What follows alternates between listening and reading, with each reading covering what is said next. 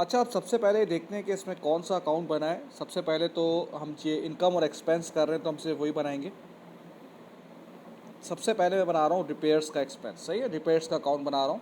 सबसे पहले एक्सपेंस है तो पाप लगेगा PAAP, जो पेमेंट्स हैं वो यहाँ पे होंगी, और जो इनकम स्टेटमेंट में आएगा वो इस तरीके से आ जाएगा। अब मैं स्टार्ट करता हूँ। ये साल के शुरू का बैलेंस है और ये साल के एंड का बैलेंस है।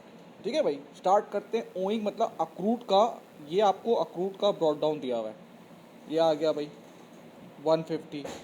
फिर आपने रिपेयर्स बिल पे किया है, ये आ गया आपका 540। और साल के आखिरी में रिपेयर्स ओइंग है, अक्रूड है, मतलब कि क्लोजिंग बैलेंस आ रहा है कितना, 200। तो ये आप टोटल करेंगे तो ये हो जाएगा आपके पास 740। 740 माइनस 150, ये आ जाएगा आपका 590। ठीक है भाई। उसके बाद है रेंट रिसीवेबल का अकाउंट। रेंट रिसीवेबल आपकी इनकम है और इनकम में लगता है आपका APPA, ये आ गया बैंक, और ये आएगी पूरे साल की इनकम यहाँ पर आएगी। अब देखिए इस सवाल में आपको ये इस लाइन में लिखा हुआ है टोटल रेंटर ऑफ 3000 पर एनम, यानी कि पूरे साल की आपको इनकम दी हुई है। तो पूरे साल की इनकम दी हुई है तो ऑलरेडी आपको दी हुई है तो आपने रिकॉर्ड कर ली। नॉर्मली ये निकालनी पड़ती है, लेकिन इसमें इसने पूरे साल की आपको इनकम दे दी है।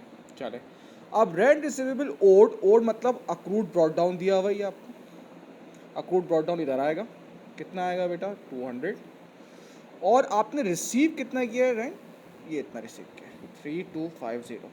तो देखें जो बड़ी अमाउंट है 3250, 3250, तो उसके लिहाज से आप ये देखें यहाँ पर आ जाएगा आपका प्रीपेड कैरेट डाउन 50। ठीक है भाई।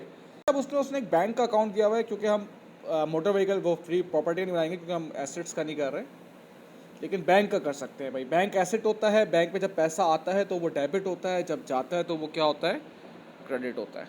ठीक है भाई। अब बैंक का आपको ओपनिंग बैलेंस कितना दिया हुआ है, ये दिया हुआ है डेबिट साइड पे।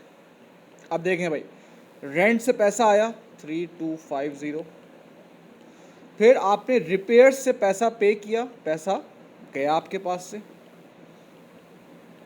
फिर आप प्रॉपर्टी खरीद रहे थे, वो आपने बेची तो आपके पास पैसा आया, और उस लिहाज से जो आपके पास क्लोजिंग बैलेंस है वो आ जाएगा, ये आएगा 28500। 28500 जो क्लोजिंग बैलेंस है वो आ रहा है 27960। ठीक है भाई, थैंक यू।